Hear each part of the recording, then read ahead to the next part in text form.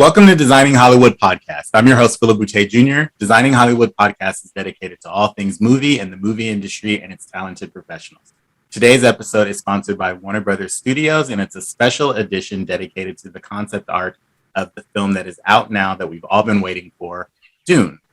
Today's guest is as prolific as they come. He's done conceptual design for projects such as Man of Steel, Dunkirk, Star Trek Into Darkness, Black Panther, and upcoming blockbusters such as Eternals, Doctor Strange in the Multiverse of Madness, and Avatar 2.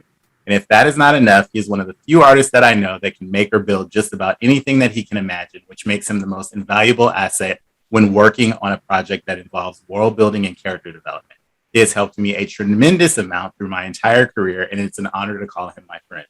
Without further ado, it is my pleasure to welcome my good friend, concept artist Keith Christensen to the Designing Hollywood podcast show. Welcome, Keith. How's it going, Phil? It's like, hello. That was quite an intro. I try to make it special. But thank you for joining me. I'm really happy to have you, especially because you've worked on this massive world building project, which is Dune. But first, what I want to do is we always get it out of the way and ask the boring questions. So I want you to kind of walk me through the moment that you kind of thought like you had your aha moment, or you thought like, this is what I want to do, or like how you got into the industry. Well, I grew up always obsessed with movies and television shows and whatever the thing I was into at the time. I was always drawing or trying to build, something, making an X-wing out of cardboard and toilet paper tubes, or, there was one point, I think, after Return of the Jedi came out, that I got a hold of a refrigerator box, and every day I'd go inside with my magazines and I would copy stuff and draw on the inside. And my mom saved it for years. The whole inside of it was covered with Return of the Jedi drawings and everything. Ironically, though, when I went to art school, I never made the connection that was like a feasible option, was to come out here and actually do the stuff that I was obsessed with. So I kind of went into art school with the idea of just doing illustration, whether it was book covers or periodical illustrations. We had a friend of the family that worked in TSR, the early Dungeons and Dragons stuff, and he did all kinds of illustration work in Chicago. And he was kind of like, my model. And then my senior year in art school, one of the guys that ran the shop saw this illustration and sculpture combination thing I was making. And he's like, you should go work for ILM. And I like, what do you mean? I was like, that's an option. Like, it wasn't until that point that seed was planted. Like, you could actually do that.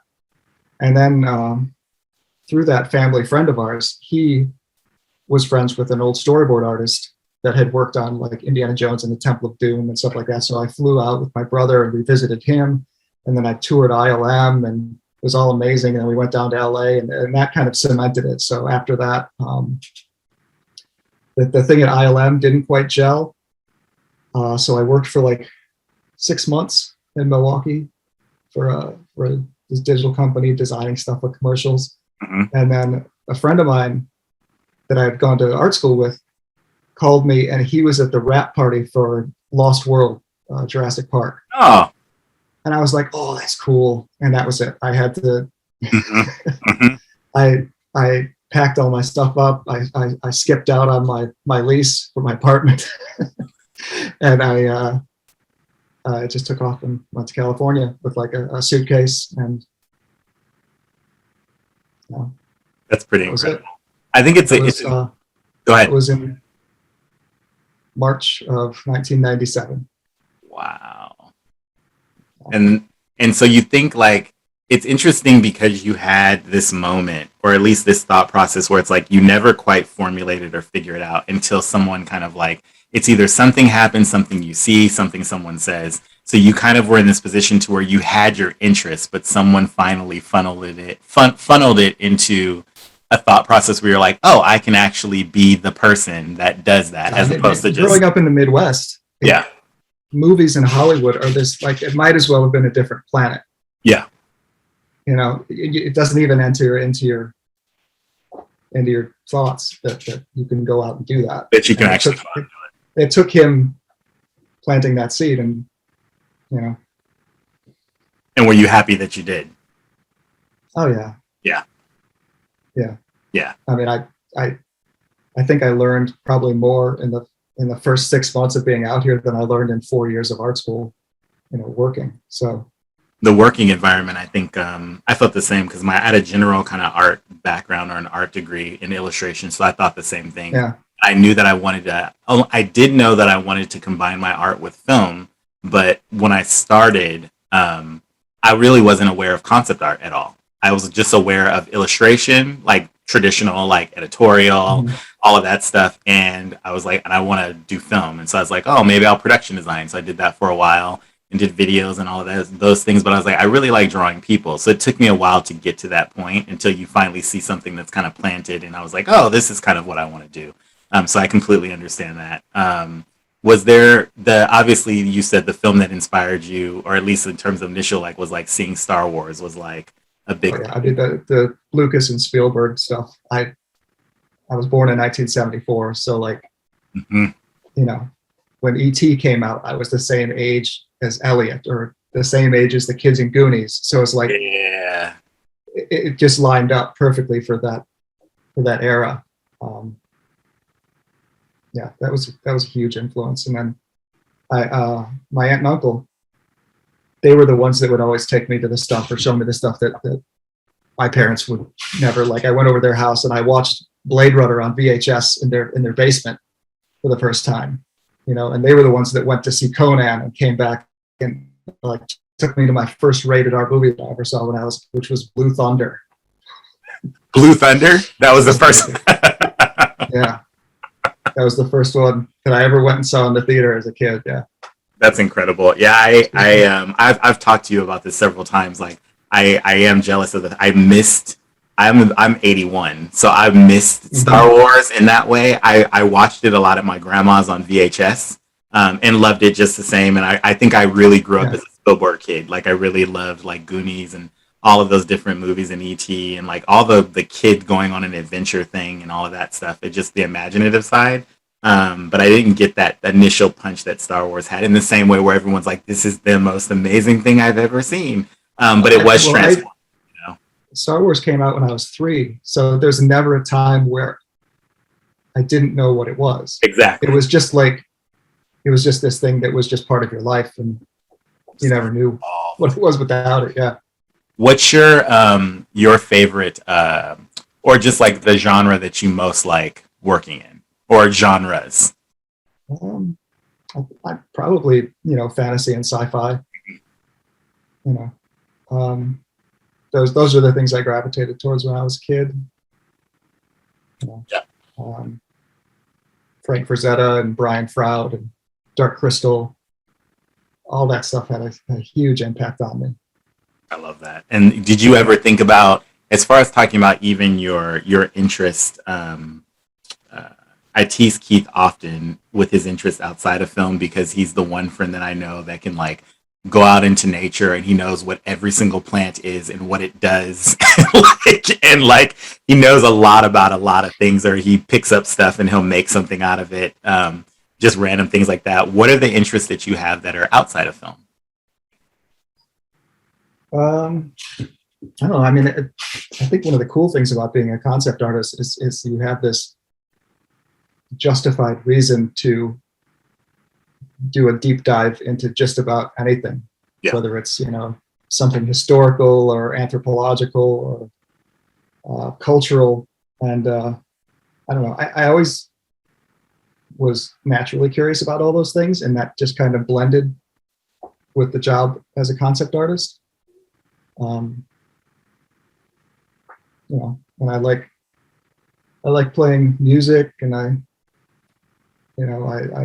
practice some martial arts on the side, and that's, all that stuff kind of feeds in. And, I want to draw attention to the fact, because some of our viewers, when you talk about concept art, sometimes they don't know what it is, which is Keith makes a really great concept artist because of his likes within film and his likes outside of it. I think he was one of the first concept artists that really taught me and kind of pushed me into understanding that it wasn't enough to just draw something, you have to understand it. And also, in order to spit out anything conceptually, you have to take in knowledge and then kind of think about it, and then you pump it back out in a different way. And that's something that Keith does really well. So when you hear him talk about his likes even outside of film, one of the things that I will say that I know about you specifically is discipline, meaning that he has a very regimented, disciplined kind of thought process, very like a methodology about things. And I think that that balance as a concept artist becomes really great because there's no short of things that you can't learn and use within your work. Do you think about that sometimes in terms of how those things all kind of interlap or intertwine? I'm sure. I mean, I think people's processes is always this kind of organic. It forms in this organic way of just you're trying to figure out like how do I get past blocks? How do I mitigate the anxiety that I think most artists wrestle against when you're under the gun to come up with ideas. I really think for me that's the primary thing is just figuring out an order to do things in where I can start tackling things that are accessible and understandable and aren't stressful early as kind of the warm up. And you kind of ease yourself into it because there's, I'll never forget years ago, I was talking to a sculptor friend of mine who did animation maquettes. Same guy that was at that rat party. And he told me, he was the first person to ever say out loud, he said, every time I sit down to sculpt something, I'm worried that this is the one that is going to suck. This is the one that's not going to work. I'm not going to be able to pull this one off. Mm-hmm. And that was my first insight into, oh my gosh, there's more people that feel like that.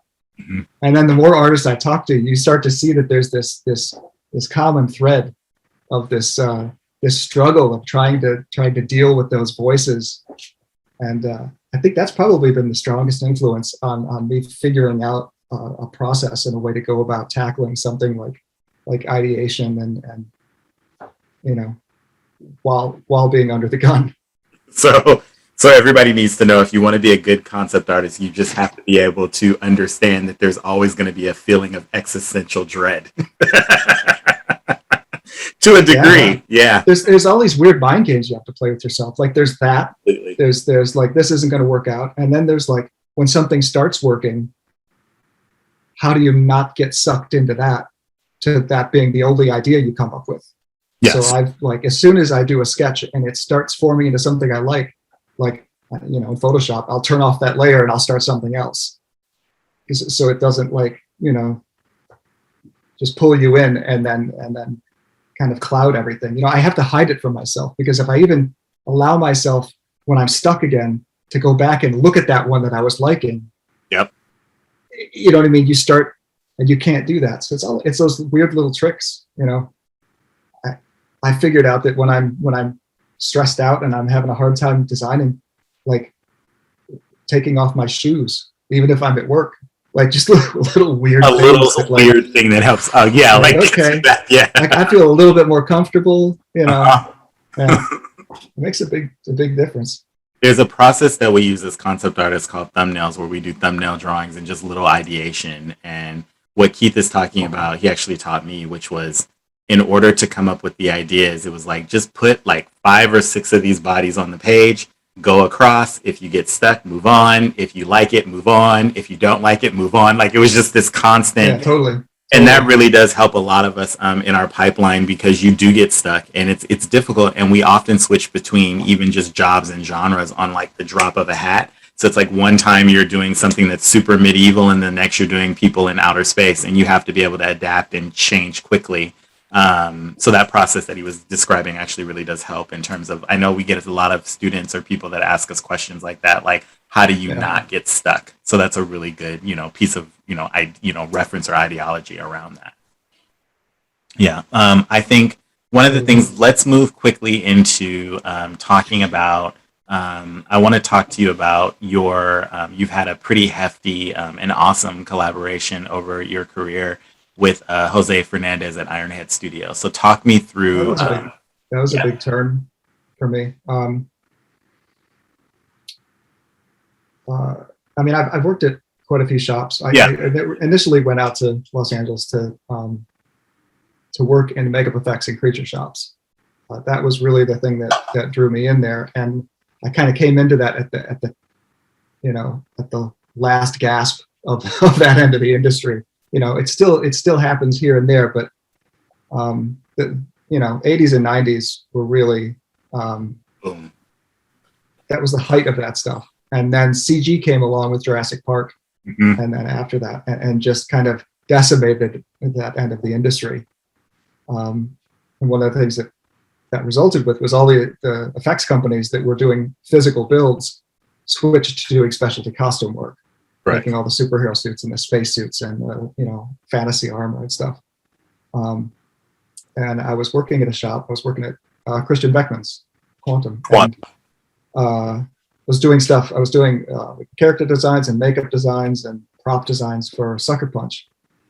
And the costume designer was in there talking to us, and he said, "Hey, do you know anybody that can do this stuff that would want to work in the costume department?" And I was like, Me. Yeah. So I went, and that was my first foray into working specifically in the costume department for a costume designer. After that, because nobody in that end of the industry knew who I was or knew my work or anything, that job ended, and it was nothing. So I went back to working in the shops, and so I got a call from Jose Fernandez to go work with him at Ironhead. He had just started sculpting some of the armor for Thor. Yep. And super intimidating. Jose is a phenomenal artist, amazing sculptor, and it was me and Jose and Steve Wang. Oh my God. And that was it. Oh my God. So I'm sitting between these guys, like, hacking away at the clay, feeling like a hack. And, but it was a great learning experience. And I worked for a couple of years for Jose. And he really pushed me to kind of like really refine stuff. And like, when everybody else is exhausted and sick of it, Jose is still like focusing in another layer, another notch, and like refining stuff. That continuous, refreshing your eye and reevaluating. So that was huge. And then I got a call to work on Man of Steel, Mm-hmm. and that. You'll know that's where I met you. That's the job that we met. Yes. And That's where we met. That was the job, coincidentally, for me, that I learned what concept art was. So that was definitely like where I was like, oh, this is what this is? Awesome. Yeah. Yeah. Baptism of fire. Yes, completely. Yeah. I'll never forget that first day. I was there, and it was you and me and Warren Manser and Edna Tividad. And my first day, we go out to lunch, and we're out too long, and we come back and we get scolded by Jim Atchison. And he looks at me and he's like, "And you on your first day." Yeah. I was like, it was super intimidating, but that was a great show. Yeah, no, that was my first experience of like doing concept art and designs and ideation for like 10 hours a day, 5 days a week. The actual schedule. And like I'd never done that before. In shops, it would be like, okay, I'm going to design for a little bit over here, then I'm going to sculpt, then I'm going to make a mold, then I'm going to paint something, then and it was much more kinetic. And this was like crazy focus. Mm-hmm.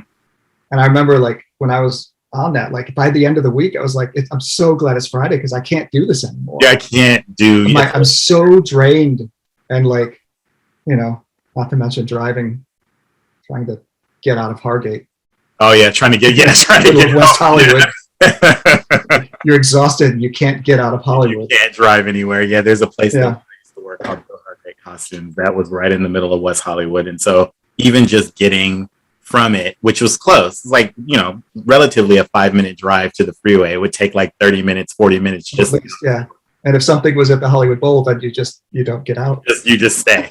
You go to the Hollywood Yeah. Bowl instead. Yeah.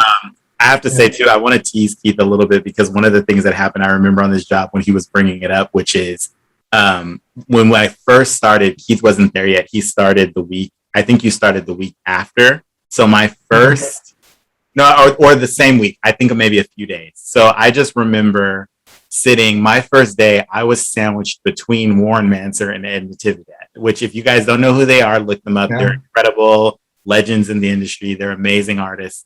And then there was me, who had never done concept art. And I'm sitting between, I'm watching them, and I'm just like super freaked out. And then Keith came, and I was like, they added another one? Like it's just like, it was like all these talented artists. And I was the like, same way, panicking. Like Warren and Ed are like a generation before us. Mm-hmm.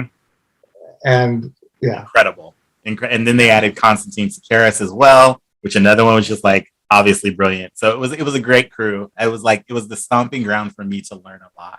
But it's fun to hear you say you felt the same way. Oh yeah.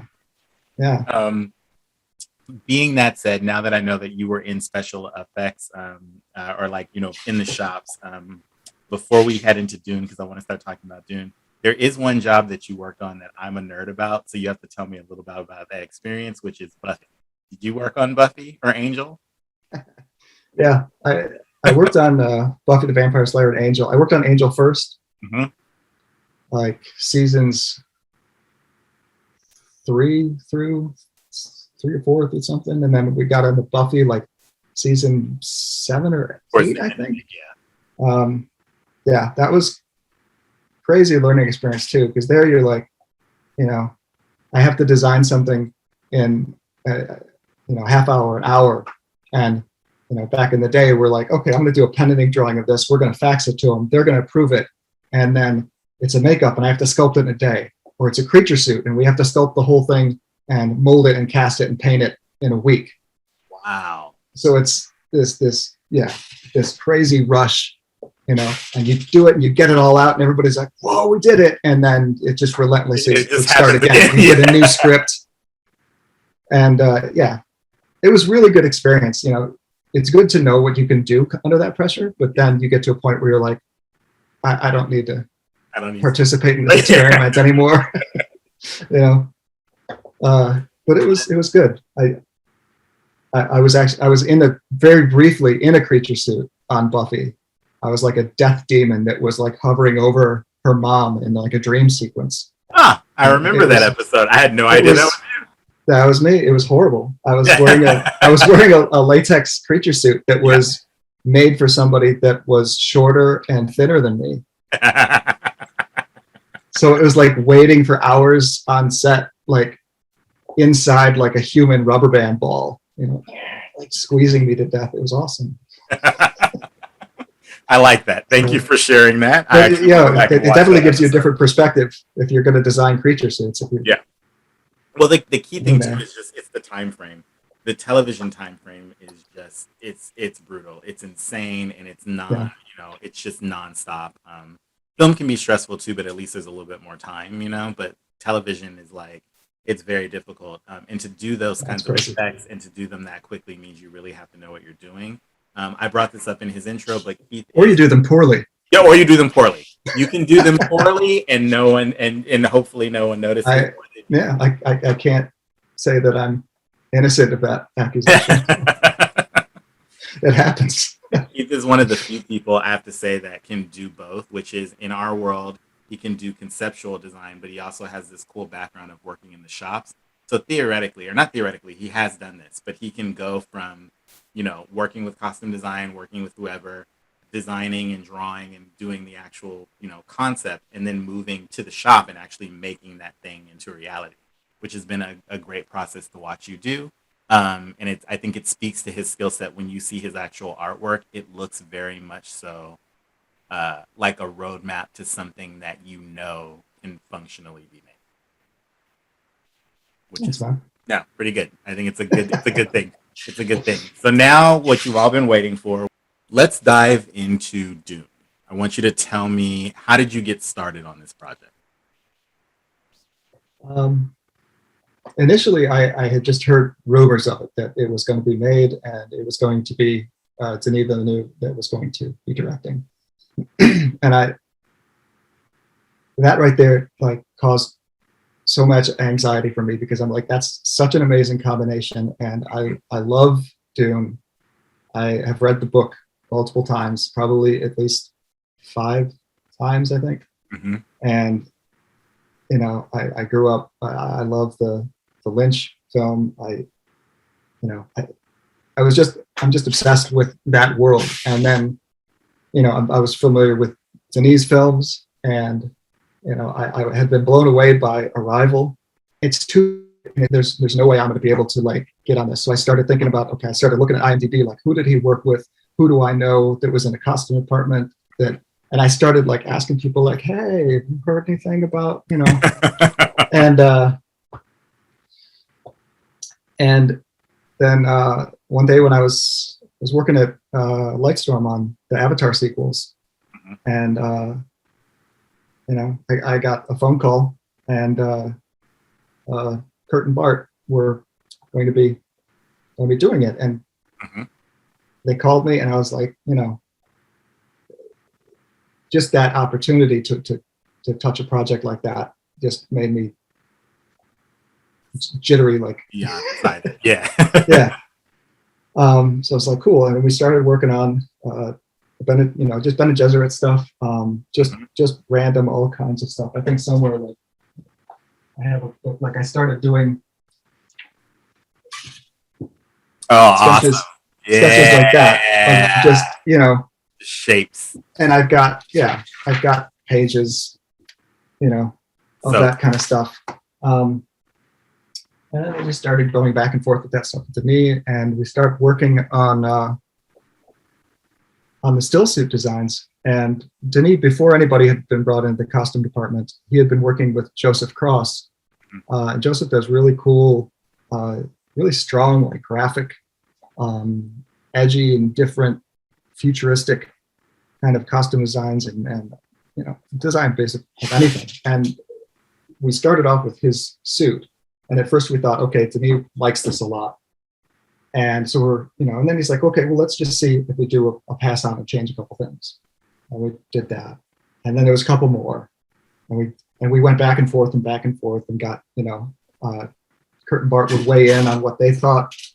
Denis would say, no, I don't like that, change that. It's got to be dirtier.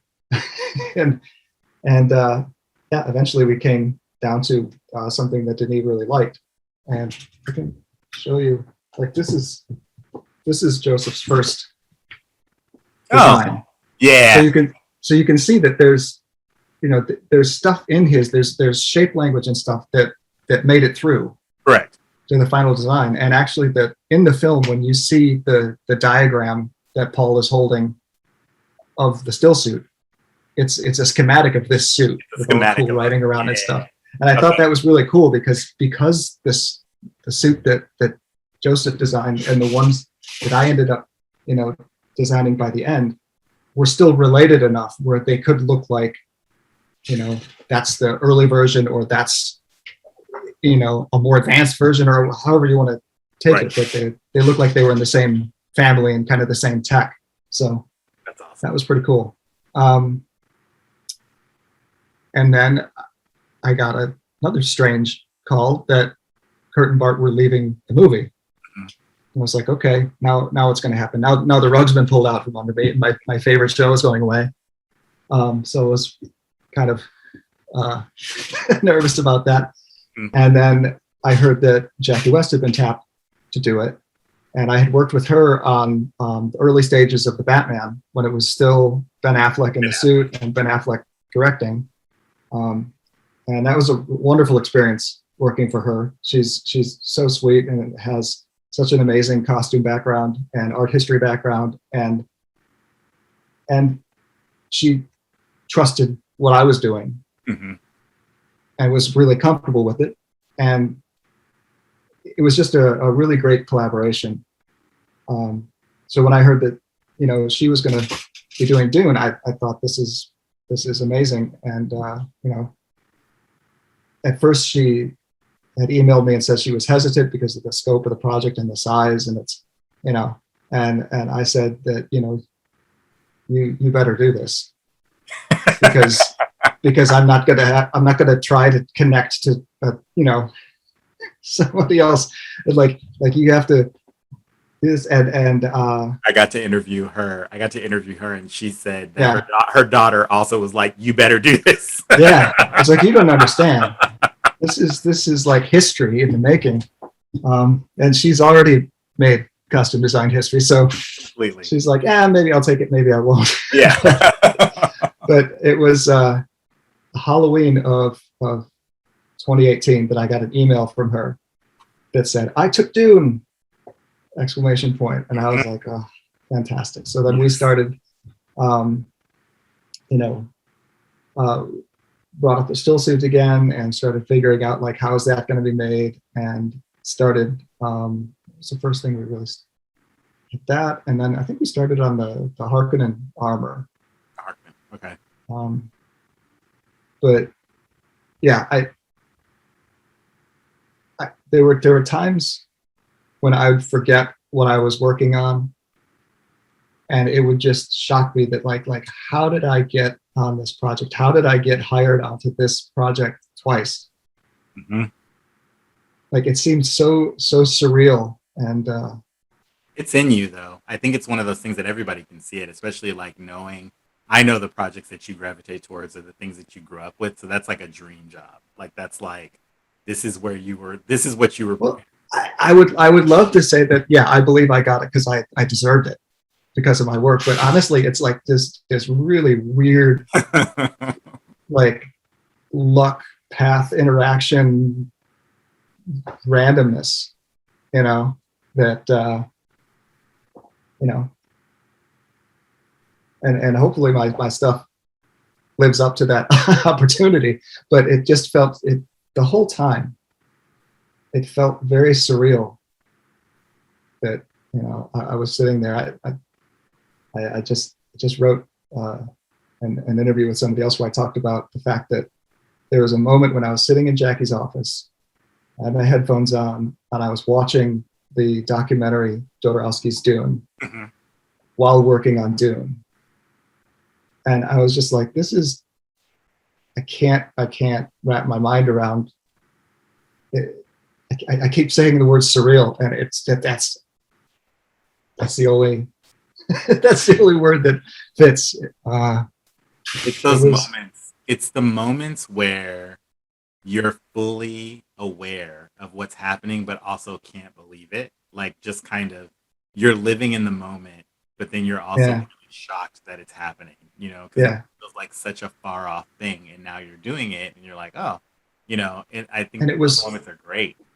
It was so fast paced too that there was no time to like wait and be doubtful, and you know, it was just like I'm on full day after full day of solid drawing and designing and crunching and discussing it and pulling reference, and you know, it was kind of a crazy whirlwind for quite a few months, just hitting it hard. it was good. It was good. And you know, yeah. And you know, Jackie ended up bringing on Bob Morgan to co-design with her, which ties in with our earlier story because I met Bob first on Man of Steel. Man of Steel, he was a supervisor. Yep. Yeah, and I was not in after my lull in costume work after Sucker Punch. I was no longer in good standing with the union, and Bob was kind enough to arrange to, you know, to, because I couldn't, we were living check to check, we were struggling, and Bob arranged to pay for my my new initiation fee, and then pay it off as I got paid. So yeah, it was really cool, and that kind of like kickstarted all of this stuff. So full circle moment, you get to come back and now you're working with them on your dream project, which is just that's amazing. That's incredible. I want to talk to you about. We talked a little bit about the still suit in the Bene Gesserit. Can you talk to me about the Atreides, the armor? Sure. Yeah. Yeah. I think the first, I've got them all lined up here. I think the first thing I started tackling was this guy here. So cool. Wow. And Zadi had said that he wanted it to feel like modern tactical armor, like fabrics and ballistic nylons Hmm. and that sort of thing. So we were starting with the idea of like, okay, you have modern materials and modern details, but like big medieval shapes. Yeah. And how do you echo the icons of the past and then drag it into the future and make this ambiguous thing that can exist and be a believable other world. And yeah, we did quite a few different iterations of that before we came up on these shapes. And then in Budapest, they took it in a different direction. And because they were using the armor that did all the stuff for Game of Thrones. Hmm. So I get the strong impression that he was like, I want to make this like regular armor. Like armor. So, yeah. Yeah. So I mean, it is kind of it's a hybrid kind of thing because he took it and it's more hard parts than was initially imagined. If I can get that out. But it's still the same. It's still the same shapes and that same kind of impression of those worlds kind of mixed. And I did a full kind of orthographic sketch, kind of showing how it turns around and. Then I like to do a ghosted version so you can kind of see like an average guy inside it. In order to cut that silhouette, like how much do you need to add, and they actually took it and they like pumped it up even more, which I think it looks really cool. So they look intimidating. That was good. They look really intimidating and strong. It's a very strong kind of, but also like that first shot that they released, so cool with Oscar Isaac and Josh Brolin. Like turning back with that massive. Yeah, it was really, really strong. I told Jackie and Bob that what I loved about these designs specifically and what you're talking about and like what you were exploring and what you were doing in that initial design was it feels exactly what you said. Your initial inspiration of the medieval stuff and the bigger, broader shapes and then taking like the ballistic approach.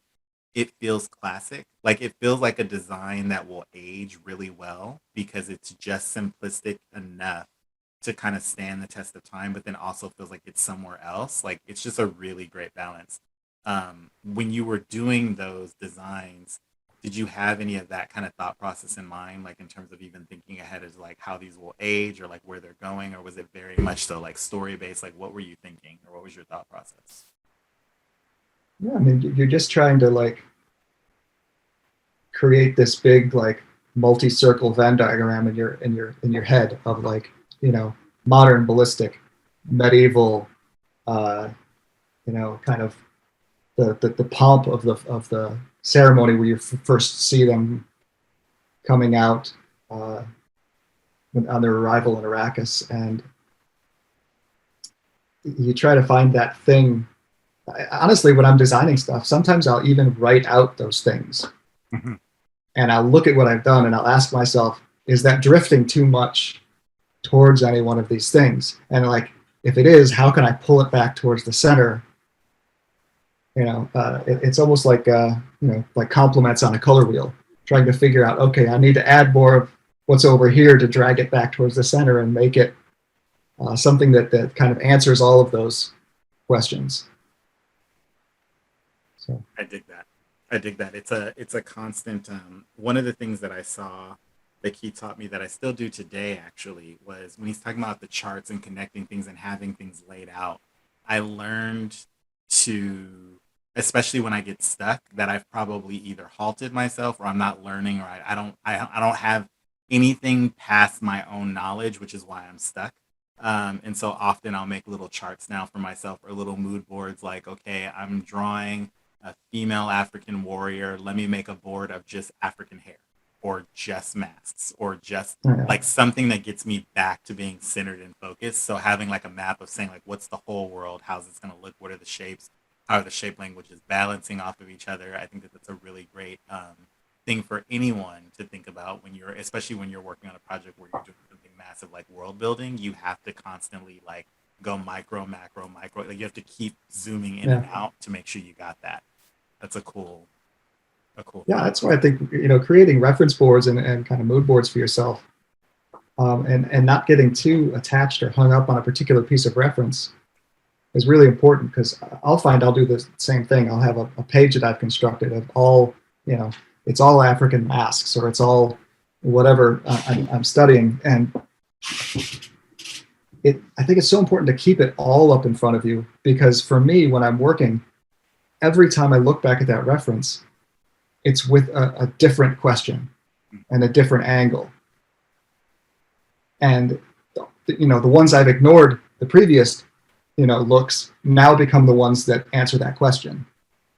And I think if you kind of try to, I've worked with people that, I'll give them a bunch of reference and they'll be like, okay, all of these, no, just this one. And I'm like, yeah, you should really keep all of these options up. Yeah. Because the project is this amorphous organic, process. So tomorrow or the next day, it's going to have changed. And you can't limit yourself that way. You're going to look at that board of opportunities and ideas in a totally different way when you're looking through it through a lens that's changed. It's a cool process. I like it. I enjoy it as well. I want to talk more because I want to get through, because you did a lot of design work on this, and there was a lot of different, different pieces. Talk to me about the Fremen. I did a little bit with that. I mean, a lot of that stuff was handled by Jackie and Bob in Budapest. The massive crowds. They did a lot of cool stuff, like riffing off of Middle Eastern culture and Bedouin culture, and then playing with like cool shapes, like changing hoods or changing, so it's that, again, that cool mix of like this I recognize this as being, a legitimate, believable, grounded culture, but there's these things that are off that are telling me that this is not, this is not North Africa. This is a completely other place. I got to do this image. It was fun of Stilgar wearing his, we were trying to figure out like what these cloaks look on over it, and in the book it talks about him having I forget if he says like a hair brooch or a hair pendant or something, hair being rabbit, and like a desert rabbit. And I pitched this idea to Jackie. I'm like, what if I designed like this little pendant of that? Like that's something in the book that like fans would really, people that notice it would be like, oh, I know what that's.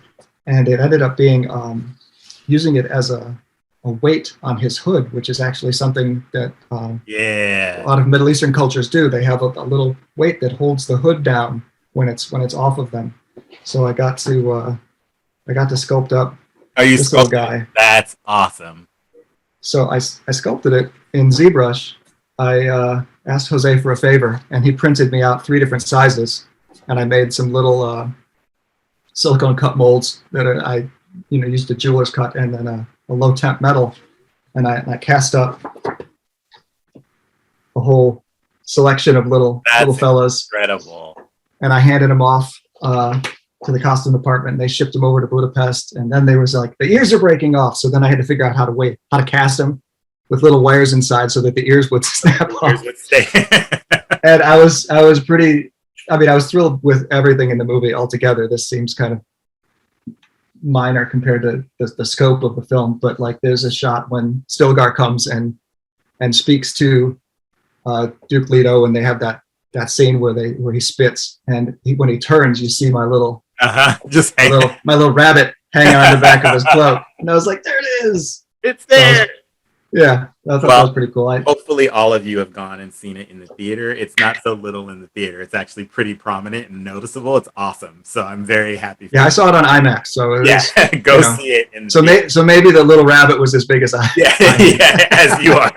I have to say those little details when those are the ones that kind of matter. I think it's having those little things that people can kind of, really kind of pay attention to or pick up on.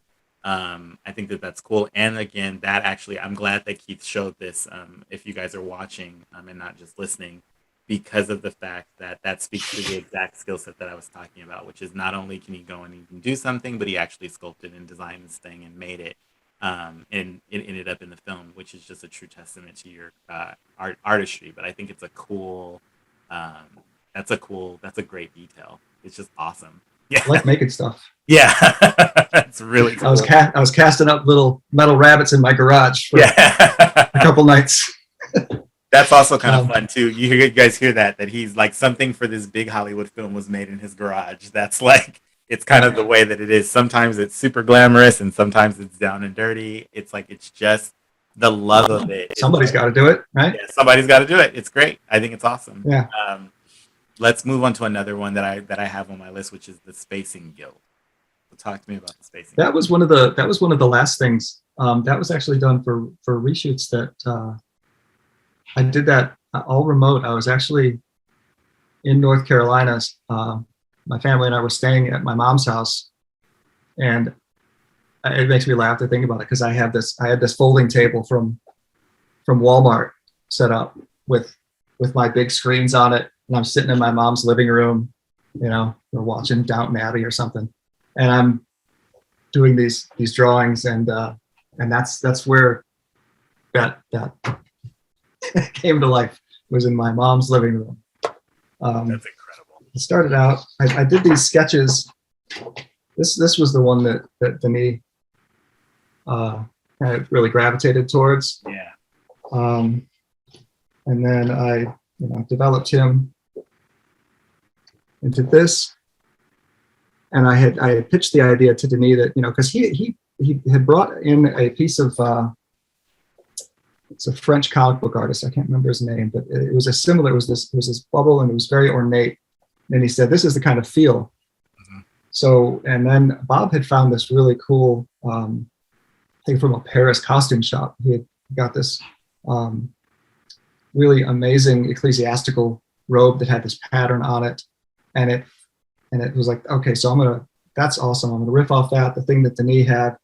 And then I pitched to Denis, like, what if, these are spacing guilds, so that bubble should actually contain the spice. Mm-hmm. Because they've been saturating themselves with it so that they can do their thing. Mm-hmm. In the movie, they ended up kind of completely ghosting it with spice. I think making it a lot more mysterious. Yeah. And in hindsight, I totally get that, because it's like, it leaves it up in the air, like what's under there, what has the constant intake of spice done to them? You just don't know. So, yeah, I was pretty stoked with how that came out. I had drawn up this to show like kind of my idea of like what it's going to be made of, how it's going to come together and stuff, to kind of give them a leg up on fabrication, because that was a really kind of truncated schedule. But I took that emblem, the pattern off of the robe that Bob had found, and I kind of drew over it. And this, one of the things I love doing is like, I love symbols and symbolism and trying to put that stuff in there. So I came up with this symbol that is repeated all over their robe. Oh, that's beautiful. And then, I wanted to figure out like, okay, what does everything inside there mean? So I kind of wrote it all out, and and even if nobody even notices that there's distinct symbols in there, I think all of that stuff just adds a depth and a richness to it, to try to sell the idea that this is that these are different cultures that have a history. So that's there's an ongoing theme, at least in these. I know when I talk about costume, and you're bringing it up now, which is especially when I teach, I tell students, that with costume and character, the costume is a character design all in itself. It drives the story. So it's really difficult. What you're showing here is a masterclass in those details, which is, they seem like small details. They might be something people notice or not notice, but you notice it. But the reason we do that, it's almost like creating a puzzle for yourself that you're constantly trying to solve. And it's like a dialogue with your character or with the design itself. And I think that in doing that, it gives you a language, it gives you a sense of who they are, it gives you so many things to play off of that you would be, you know, it'd be hard to, especially if you're stuck and you're just kind of doing it generically, you kind of run out of ideas quickly unless you're doing those things that you just showed right here, which is giving I mean, yourself a point of view. if you can't imagine your character's history, then how can you expect somebody to look at your design and imagine their history? Correct.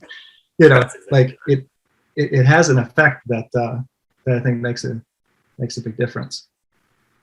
Keep going with the there was another design, the I'm horrible at Dune names, so I'm just gonna try and say the Sardaukar. Sardaukar, yeah. Sardaukar. There you go. Yeah. Sardaukar. Yeah, that we had started off, and I think Jackie might have suggested, like, well, why don't we explore kind of an Asian Japanese samurai kind of angle, and that's an easy sell for me. Traditional Japanese culture fascinates me. It sure does. So I was like, sure, I'll draw samurai for you all day. And when I did that design, and we sent it, it was too on the nose. It was too, like, I know what that is, So then we kind of went in some different directions. We found some inspiration from either World War I or World War II kind of crazy, industrial looking kind of coat character, and riffed on that, and that got some traction. And Denis had these ideas of, he really wanted, like, there to be a lot of straps and belts on them, and like pieces hanging off of them, so when they move and fight, you see stuff moving around. Actually, no, that was the Harkonnen. I'm getting confused, and I'm confusing you. The Sardaukar ended up being, they went through some different iterations. They had to look sophisticated, and the suit had to look like it could support them in a variety of atmospheres. So it had to feel like, they could do like a high altitude drop, mm-hmm. or if they were in an environment that was, extra harsh, they could survive through it. So I ended up, after quite a few iterations and colors, and ending up with these guys. Here's a couple variations on some weapons and stuff. It had to have kind of a spacesuit, environment suit kind of quality to it. Did the same thing with this, figuring out kind of an orthographic view to see how it turns around, and then breaking down the helmet. Like, I thought, if this helmet has different stages, different levels of revealing the face underneath, if they wanted it, and how that was going to break down. And then then he had this idea of, like, that the whole ceremony with, like, putting the blood on them, and then that the whole Seleucus Secundus segment, pretty amazing. If you know how Keith works, and then I think that one of the things that is actually interesting, because I remember you called me and you told me when you were like, I got Dune. I remember you being super excited. One of the things that's cool about it is the way when Keith was talking about how he was kind of tracking Dune and kind of looking for it, and then knowing that Denis was going to be involved, and how much of a perfect pairing that is, like having a visionary director like that to do Dune, which you're like, perfect, like, right, this is going to be perfect. But then I think what he misses, at least for us, is that knowing that he got Dune felt like, I was like, it just keeps getting better, meaning that I think the aesthetics of all of you guys combined together, like, it felt like that's the perfect, like, one of those, like, key moments where you have all of the pieces coming together, because I really do feel like you were completely made to do this job. This job specifically. No, I hope a lot of people feel that way. It was pretty incredible to watch. It was very fun. I haven't been, obviously because of quarantine, I haven't been to the theater much. My first movie back to the theater was actually Shang-Chi, which was super fun to watch, and I had a really good time. And then this is like this film made me feel like a kid. Like it made me feel excited for film again. In a way that like I sat and I watched it and I was just blown away and I just was able to literally escape for 2 hours and enjoy this epic adventure. And I feel like that's what made me want to do movies in the first place. Like just that it's kind of this intangible feeling. I think that's something that we're all chasing. It took me a long time to figure that out, is that like what we really want is for somebody to look at our work and have the reaction that we have when we look at something that really inspires us. You know, when I was growing up looking at Brian Froud's drawings and copying and stuff, like, you know, and I think one of our demons that we all have in common is we keep trying to generate work that makes us feel like that from our own work. And it never happens because you're too intimately involved with it. So you never have truly fresh eyes, and you keep chasing it. But yeah, I wish trials and tribulations. It's something that I say, especially as artists too. What happens to artists often is that our taste level will always surpass what our skill set is to a degree. Like your taste level is always like it's much higher than what your skill set is, and at some point you catch up and you're like, okay, great, I can finally do this or whatever. But I always find it interesting because it would be the same thing. It'd be like a group of us all together, and like you would draw something, I'd be like, that's badass, and then I would draw something, and then someone else would be like, that's cool, but for me, I'm just like, this is horrible. Like you can never especially appreciate your own art. Yeah. the irony of it is when you can appreciate it is if you get enough distance from it and you haven't looked at it in a while, and you've forgotten everything you went through with it, and you've forgotten the baggage and everything. And I'll find myself every once in a while seeing something and thinking that actually is better than I remember. And then, you know, the crazy inner voices are like, you're probably not going to be able to do that again. And I'm like, who did that? Because right.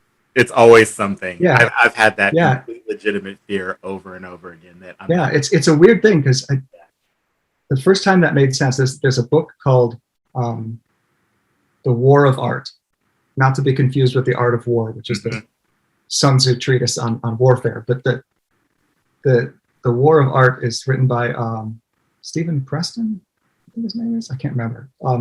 This screenwriter.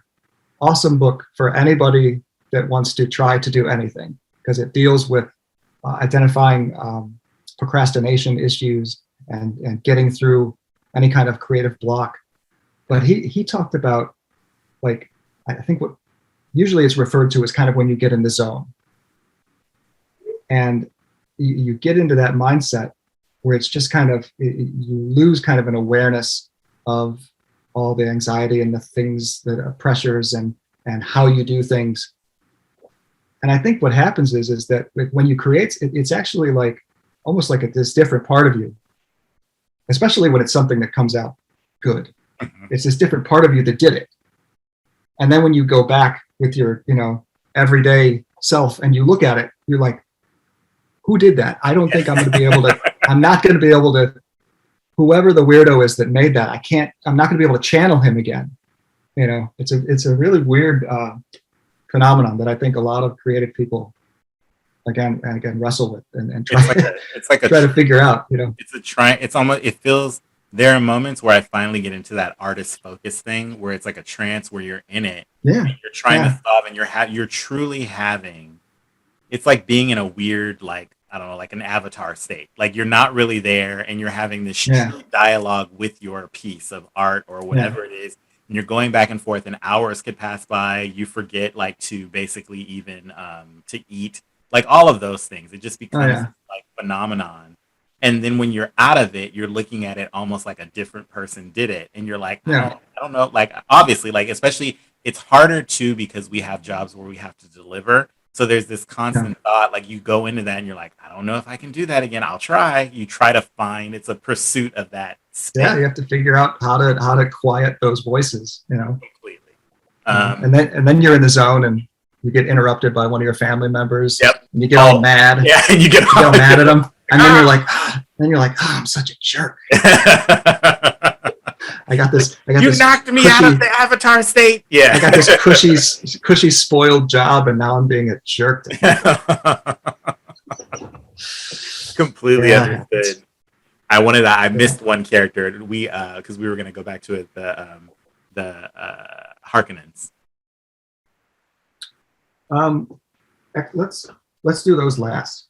You want to do those last? Can we do those last? Sure. I have a reason for that. Yes. No. Please. Well, I was gonna say, was there anything else that I missed? I wanted to talk about like one of the,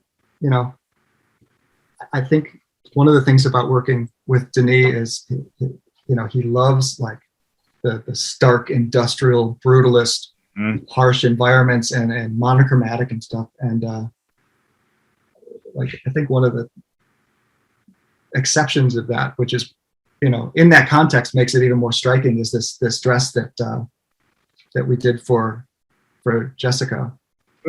And please, Jackie had kind of directed me, and using this kind of very classic flowing design, and then she had this idea of using the beaded pieces that go over the top, and that kind of sunset ombre thing that, I don't know. I was again super excited to see it in the film with the stuff like filling it like that and blowing, and it's like it totally captured it.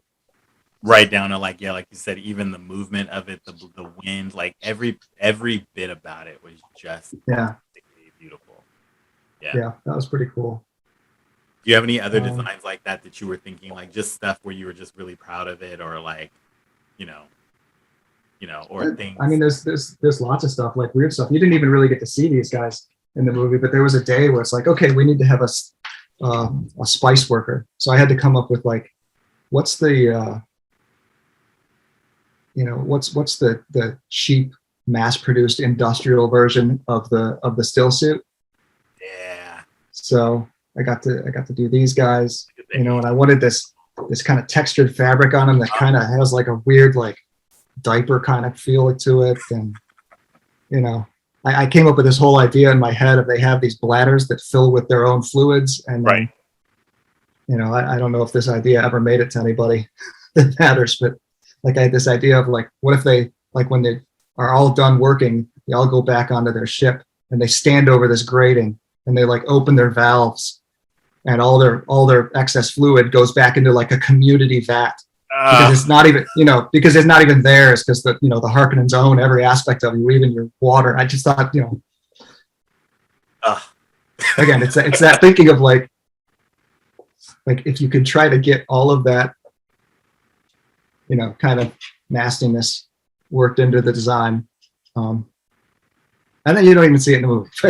But I mean, that's one of those. But it was cool. It was fun. It needs a thought process, and now that you've voiced it, everyone knows. So I think that's even more fun to go back and watch those workers now and see them even just a little bit and be like, no. You catch little glimpses of them. Catch glimpses of them, and you just know that they're just walking around in their own fluids. It's awesome. Yeah. Thank you so much for that. It's like, geez. I don't know. It's just something I gotta. It's awesome. Coming up with those little narratives. One of the first things that I did when I started working with Jackie and Bob was, Denis had said that him and Jackie had this conversation about the Baron feeling like a really large Marlon Brando in silk pajamas. And so we started designing this idea of like this robe that goes on him. And then I painted him floating because I knew he had his suspensors, and I had them like glowing through the thing. And then Denis came back and said, okay, what if it's long enough where it drapes onto the floor? And then Jack and I were talking, and we're like, okay, well, if he's going to float, what if it's really long? What if it's like this royal train, but it's hanging down instead of hanging behind him? So I did this image that they created for film and made like 100 times better than this image. But that's one of my favorite things from the movie, is that kind of snaking up It's a pretty terrifying shot too. He's talking, and then he just decides to just kind of float up, and you get the. It's so cinematic, such a cinematic like moment of him talking and just rising up and being larger than life. Like he was my favorite character in the general. Like I was like, he's just so just so evil. Like, well, I don't even know if you ever really see his feet at all, but I think maybe you do when he's floating over to the Duke. I mean, the whole tooth scene. But Denis had this idea of like he's this massive man, but he never really walks on his feet. So you imagine him having almost like ballet slippers or something really soft on his feet that just kind of like barely touches that. Complete juxtaposition for who he actually is. People pitch in that help form like really how disturbing it is. Like him in his sumo outfit. It's pretty crazy though. I will say that was one of the most unnerving shots. Is like towards the beginning of him just in the like steam, and he's nude in the steam room. Yeah, sitting there, you're just like, that is just so bizarre. I remember seeing boards for that, and that kind of close up shot, kind of with his big hunched over shoulders, and you're just like, wow, that's it's so dead on to the character in the book. And it's also weird too because it's like intimidating even for the other characters. They're kind of there, but they're kind of like. They feel almost held hostage to it, and they like can't look away from it. But then it's like kind of like it just is what it is. It's like it creates this weird, visceral kind of like reaction, like this imbalance where you're just like, this just feels really uncomfortable. And and then it's like you take all the feelings that you can conjure up about like a really oppressive, totalitarian culture. And then that's the visual that comes out of that. Like that's the manifestation of all that stuff, all that horror. This is the design of the little fella that's floating behind you. Yeah. So I'm gonna say, want to look at that. Hold up your drawing again, Keith. So this is this. You can see. So awesome. There's all his bits and pieces. And you can see how closely it is to. Yeah, it's pretty. I mean, there it is. There are those shapes. You see all that stuff. I ordered this before I actually got a chance to see the movie just because I thought it was so awesome. And I was telling Keith how I was kind of impressed when it showed up because I expected it to be, small. I had no idea it was like this. And I just think it's the coolest thing ever. And if you look at some of the design work and the illustration and the concepts that Keith did, it's pretty spot on to what he did. I think it's an interesting, like, kind of like thing to be able to hold something and kind of have something. Yeah, it's so fun too because again with the speed with which we had to go through stuff, you try to nail everything. But there's always a continuation of design process that happens where things like you look at his proportions compared to my drawing, and they pumped him up and they made him bigger and stronger and even more like his body swallowing his head and it's just very satisfying because it's like I recognize a lot of details on a lot of the stuff and a lot of the shapes and forms, but then you see it in this new context and you see the stuff executed so well, and it's pretty great. Like I was super thrilled to see, that. That's crazy to me. So this is a question that I have. This illustration is pre that scene, right? Like in the this was one of the earliest illustrations that I did. It's pretty much like it's like that in the film. I mean they lost their force field umbrellas. Yeah, but I mean there's other iterations that have or without that. But I mean it feels so much. It feels like that for sure. Yeah. Super exciting to see about that. Yeah, a lot of it. Like you said that you didn't buy. I bought all the still suit figures so I could put together my Raban. Yes. I I have to. I didn't realize that that was happening until after, but also I was like, oh, maybe I'll just get like one still suit or something. But then this one, like, I don't usually collect like all the things, but I was like, this one I have to get. Yeah, But I was it's like it's so tempted to buy the other ones just so I can put that it's together. you know it's devious marketing. You Yeah. know, they're like, who's Buy it going to all. buy You don't get five anybody characters wearing the same thing? I wonder I did. if they made Bautista buy all of them so that he could get himself. Probably not. Probably not. I want to believe there's a world in which that's what happened. Like Yeah, like like you have to buy all everybody's of the them. same. You have to buy all of them, or you can't. Nope, Yeah. can't do it. Was there any other designs that you personally like felt like you were kind of like, there was something where you felt like you had either a story with them or something like even just a triumph or a process or anything?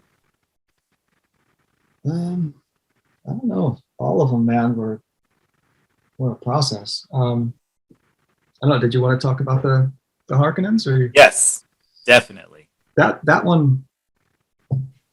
We were struggling through some early versions, and then Denis had the idea. He's like, I really wanted to have the feeling of an insect when they're fully dressed up and they got the helmets that kind of just blank, no eyes, bulbous.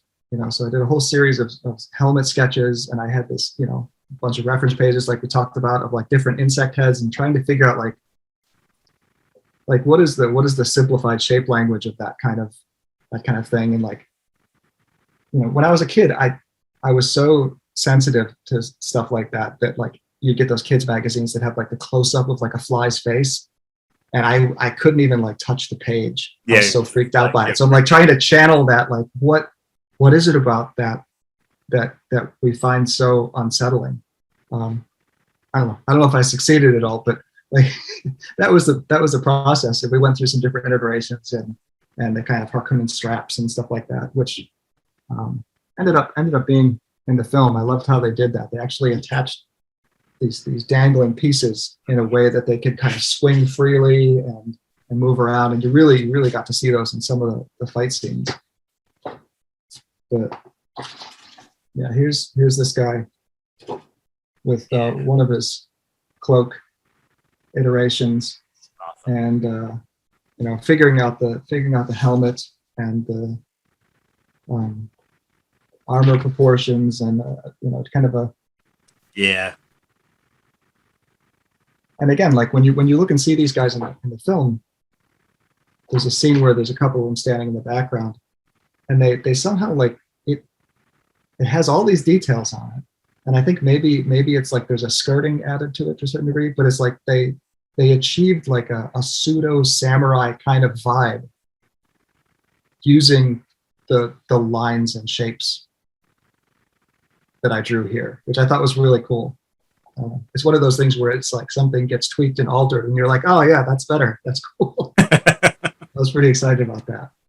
But I wanted to save this one for last because it was first in the movie, and I was pretty thrilled.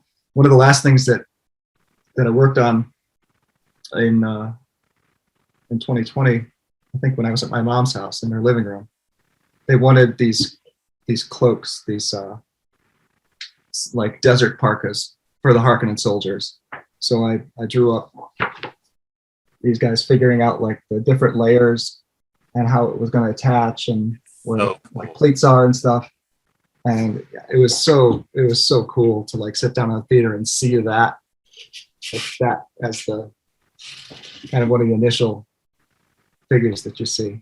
It's just big, bold graphic shapes, and like the design, the aesthetic. I think one thing that I want to draw attention to, especially if you are watching this interview, and you're seeing the work, is that the aesthetic, doing a simple and clean aesthetic, is actually sometimes a lot harder than doing a complicated one. And I think it's because the graphic reads a lot more strong, and you can be a lot more you can look at it with a lot more scrutiny because it's so simple. So I think, can you hold that one up again, Keith? That image. I think that when you look at something like this, it harkens back to something that you feel like you recognize, but then there's something so odd about even the design language or the shape language or how the lines are going across the cloak, and then the different kind of like pick points. It's just there's something about it where it just throws it off just enough to where you feel like it's slightly recognizable, but not. So your first read is like, maybe no, I don't understand what that is. Like, what's going on? Like that design aesthetic language is just really cool. I thought that was Thanks, man. you did a really good job with those. And Yeah, that one. You said that was the last thing you did. that was one of the last. Like that was around the same time as the Spacing Guild, and that was, I did a like kind of an orthographic drawing of that too, but trying to keep all of it straight. But yeah, I think that was one of the last things. It's kind of ironic that it ended up being like the first thing you see. Yeah. Yeah. And was there after your journey? I think what I wanted to ask you was, because I know you had a lot of involvement with me and you guys collaborated a lot, which was really amazing. What was your takeaway when you watched the film for the first time? Like, how did you feel?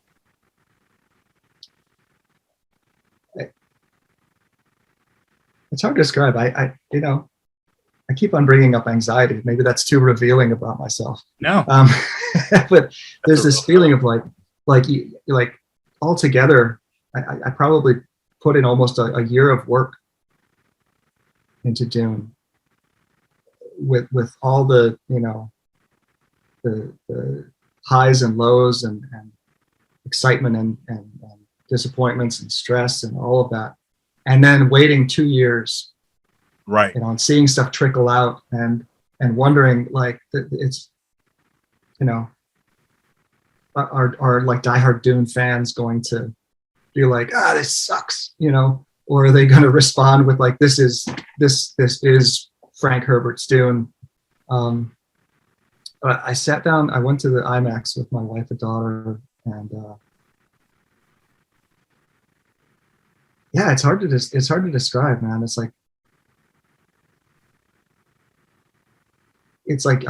you're proud of it and you're really excited and you see it and it's this like overwhelming, and there's this humility to like, again, like how did I get to participate in something that is this amazing and is impacting me in this way. Like a lot of times when I watch movies that I work on, you have such an intimate knowledge of it that it's really hard to watch. But and this one doubly so, because like I've read the book so many times, mm-hmm. and then I was so familiar with all the costumes that we worked on. But I really was drawn in, and like I think Denis' vision and is so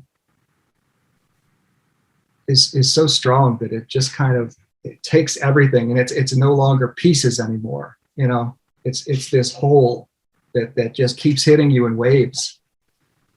One of the things that I said when I was interviewing Jackie and Bob, which was exactly what you're just saying now, is for the longest time, when I go to films, especially because now we're on the other side of it, where we're a part of the team or the people that put entertainment out as opposed to just consuming it. So it is a different thing. Like you go and I'm picking at things or looking at things and I'm seeing everything.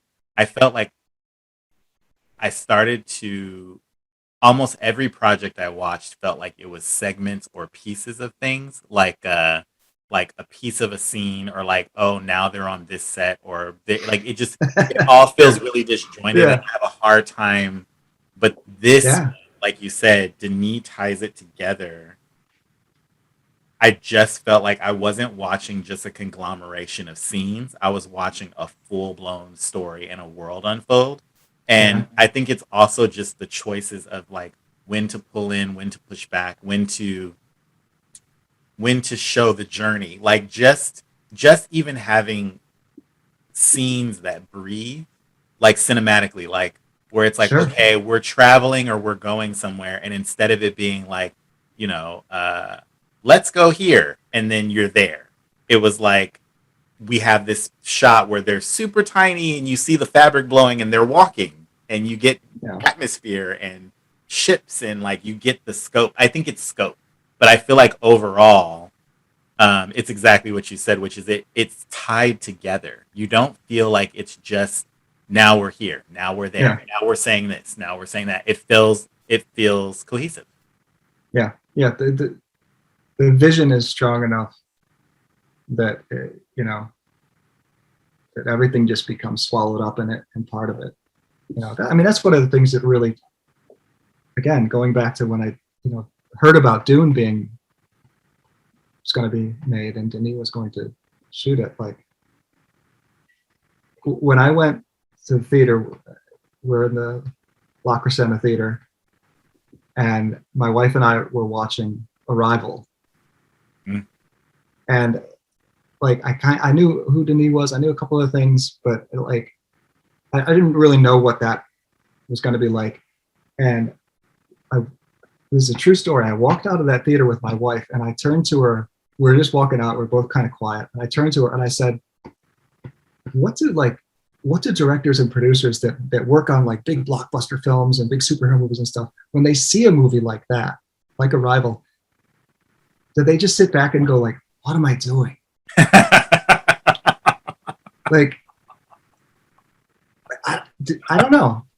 Yeah, like they just come out, they're just like, because ooh, I made a mistake. I see something like that, and I see a movie like that, and I love movies so much. You see something like that, and you're just like, what?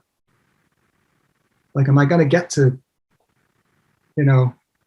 throw something into a project like that? Or, again, that's why I was so blown away by the opportunity. You take that, you take that, and then you mix it with my whole Dune obsession into one. It makes it worth it. It's one of those projects where you feel like the end result of it is a conglomeration of the whole. Like it's a full circle process where you're like, oh, I understand why we were doing this or what this was or like why this needed to be this way.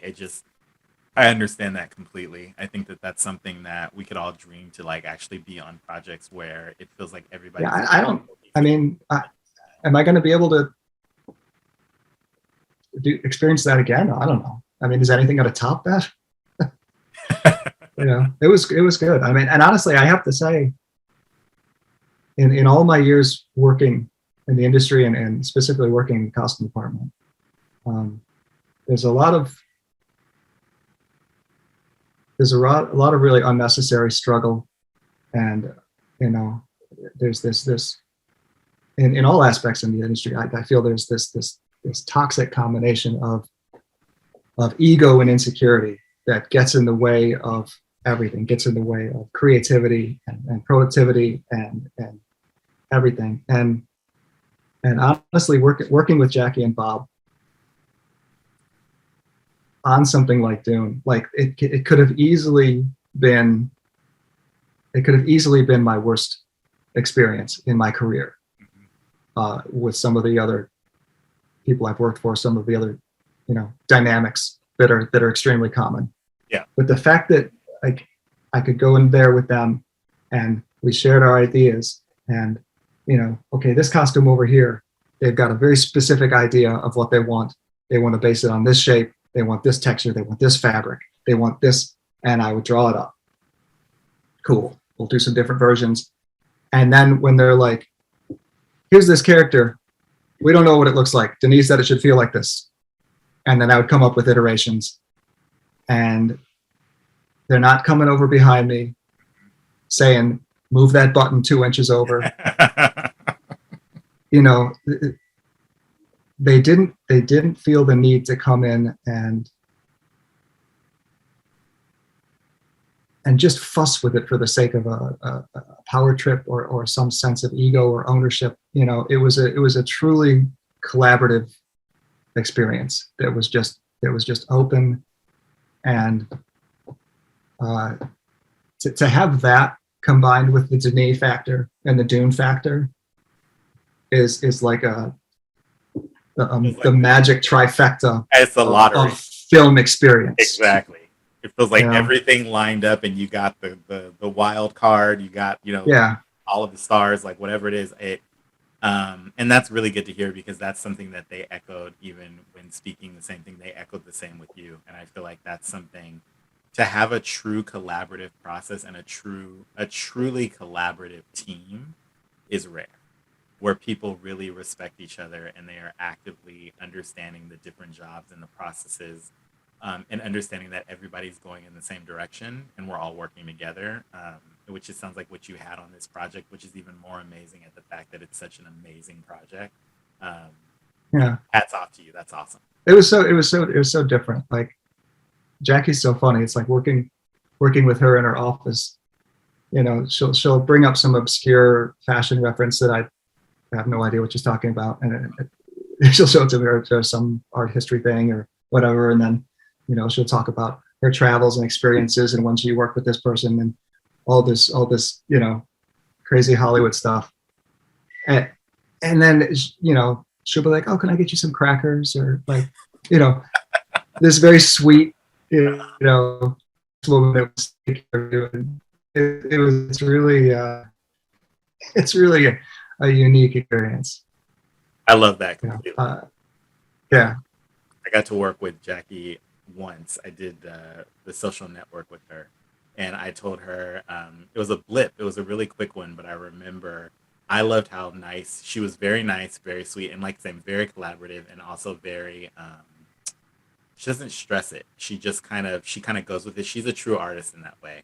But she also had her space. She had rented a space in Hollywood near Hargate, like down the street from it somewhere, and I can't remember exactly what it was, but it was almost like a artistic space, and she turned the whole space into kind of to feel like what it must have felt like for the kids that were creating Facebook. So like it's like there were No, that's cool. murals on the walls, and she had like this tent built in the middle for the actors to come in for their fittings and stuff. It was just really creative, and I had never seen someone that kind of also made their work environment mirror the feeling of what they were Yeah. working on. I just thought that was super cool. And she's the only I mean, one. do you feel that was more inspiring than a trailer behind Western costume? Yeah. Yeah, completely. Or Yeah. like stuffed in a broom closet or in a cage somewhere. Yeah, I thought that was just really cool. That's horrible of me to say. I've had some wonderful experience in trailers behind Western costumes. I was gonna say yes, yes, I have too. That's what I was gonna say. I was gonna say, yeah, I think it's been it definitely, as just for that reference alone, I will say that the concept artists, we make jokes about this all the time, usually because depending on where we are always we either have like an office, a really nice office, or we are literally like stuffed under the carpet somewhere in the dark because we have to draw in the dark. So it's a fun Yeah. experience. You never know what you're going to get. Although now with pandemic, Yeah. a lot of us are working at home, you know. Some drywalled, like, bare light bulb hanging in the middle. Yeah, like the swinging light bulb. Like a lonely hanger hanging over somewhere. Or I you're have stuck a in picture somewhere of me stuck. I literally was drawing in the bra closet. So it's a bra closet that has all the pregnancy suits and bras, and like it's a whole thing behind me. It's all these different shades of skin tone. And I'm sitting there. That should be your profile picture somewhere. Yeah. I find it. I'll let you know. Yeah, but I definitely think that experience. The experience of working with people that are truly collaborative and respect what you do and amplify it. That's one compliment that I've paid to Ellen Mirajnik. In that collaboration, every time I work with her, I feel like she creatively amplifies and she doesn't creatively destroy. I always feel more creative working with her because she trusts me to do my job and she understands what I'm bringing. And I feel like that's something that for all of you that are listening, especially when you start to work or you're collaborating with others, really try to go out of your way to make sure that your collaborators feel that they're on your team. It's a team effort. You know, it's not an I, it's a team effort. And if we all do that, I think that the working environment would feel so much better overall. Lack of ego. Well, nobody loses anything. Correct. Everybody wins and everybody gets to participate. Yeah. That's kind of the best way to go. Are we coming to the end? So I do want to say you have social media and I want you to plug that really quickly. So plug your Instagram so people know where to follow you because you have been doing releases. What is my Instagram again? K.A. Christensen _art. Yep.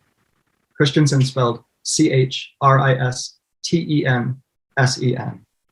We will also. I believe that's the Danish spelling. And according to something I read, names that end like that means that I'm a Viking. Somewhere, I seriously read that. Like if your name ends like in SON or SEN, that you're somewhere back, you have Viking lineage. And I mean, I can see it. I'll take it. Right there. We see it. Yeah. Make sure you guys follow Keith. He's been putting stuff on his Instagram, and you can see all of his designs up close and personal. And he also has a lot of work that'll be coming out that he'll also be releasing there. And make sure there's a link too on the Instagram site to my ArtStation. The ArtStation. And because of how ArtStation's structured with the kind of, you click on something and then there's kind of tiered process stuff under there. I've been putting a lot of stuff on there too. So no, make sure you guys follow him and suggest that other people follow him as well. I appreciate that. Yeah, no, his artwork is really impressive. And also it's something that you need to see. Concept artists, I often, especially for functionality, when students or people that are trying to get in concept art, I often refer them to Keith so that they can see functionality. Oh, thanks, man. I do. I think that they need, it's a very specific thing, but when you see drawings that have functionality, it makes everybody's life easier. It makes designers' life easier. It makes the manufacturing process easier.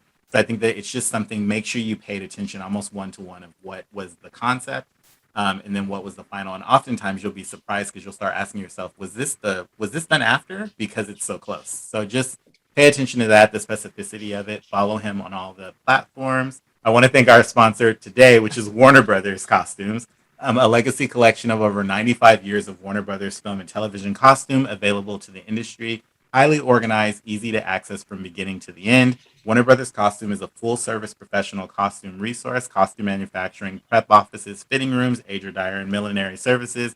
Warner Brothers Costume is located in on the Warner Brothers lot in Burbank, California. Warner Brothers Costumes, where characters begin. That's my radio voice, so hopefully I'll get that right better next time. And you can go to see the museum and see the Batmobiles. Completely. You should definitely take the tour because it's awesome. Yeah, I could sit on the Bat part. That's awesome. I want to thank our guest again, Keith Christensen. I want to thank producer and founder Martika Ibarra and co-founder, costume designer Marilyn Vance for this show and this platform. Thank you guys so much and for all the hard work that you guys put in. And thank you to all our viewers for tuning in. And we want you guys to subscribe to YouTube and the YouTube channel and iTunes. Follow me on Instagram at PHIL_Boutte, BOUTTE. Yes, it's Boutte, and that's how you pronounce it. If it's not funny, you're saying it wrong. So get it right. And thank you guys for joining us, and join us again next time. Bye-bye.